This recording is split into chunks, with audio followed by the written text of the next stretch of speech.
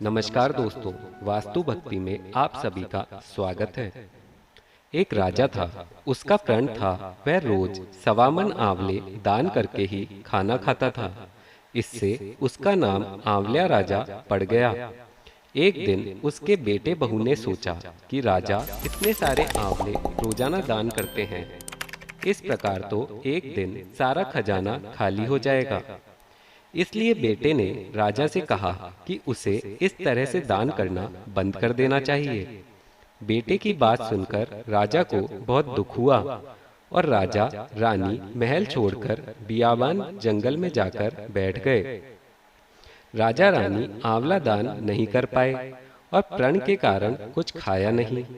जब भूखे प्यासे 7 दिन हो गए, तब भगवान ने सोचा कि यदि मैंने इसका प्रण नहीं रखा और इसका सत नहीं रखा तो इसका विश्वास चला जाएगा।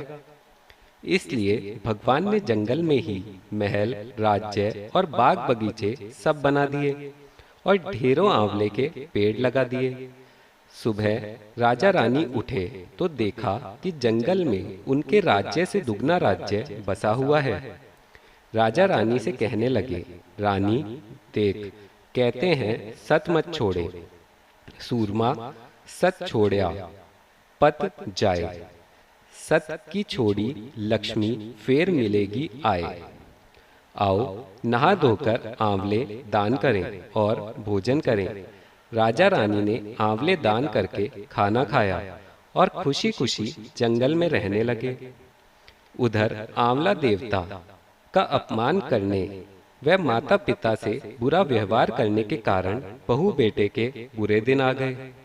राज्य दुश्मनों ने छीन लिया, दाने दाने को मोहताज हो गए और काम ढूंढते हुए अपने पिताजी के राज्य में आ पहुंचे।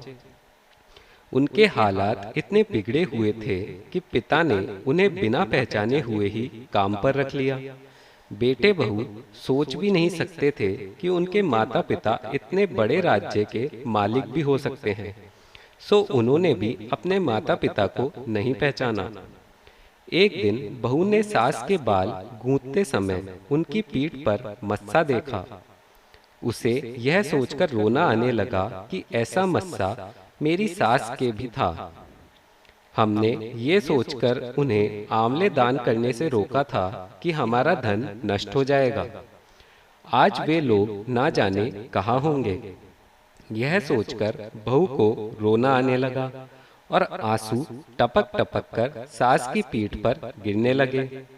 रानी ने तुरंत पलटकर देखा और पूछा कि तू क्यों रो रही है। उसने बताया कि आपकी पीठ जैसा मस्सा मेरी सास की पीठ पर भी था। हमने उन्हें आंवला दान करने से मना कर दिया था, इसलिए वे घर छोड़कर कहीं चले गए।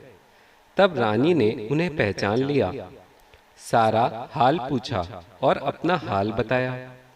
अपने बेटे बहू को समझाया कि दान करने से धन कम नहीं होता बल्कि बढ़ता है। बेटे बहू भी अब सुख से राजा रानी के साथ रहने लगे। हे भगवान, जैसा राजा रानी का सत रखा वैसे सबका सत रखना। कहते सुनने सारे परिवार का सुख रखना। दोस्तों, इसी तरह की और भी कहानियों के लिए हमारे चैनल को सब्सक्राइब कीजिए, वीडियो को अधिक से अधिक शेयर कीजिए। धन्यवाद।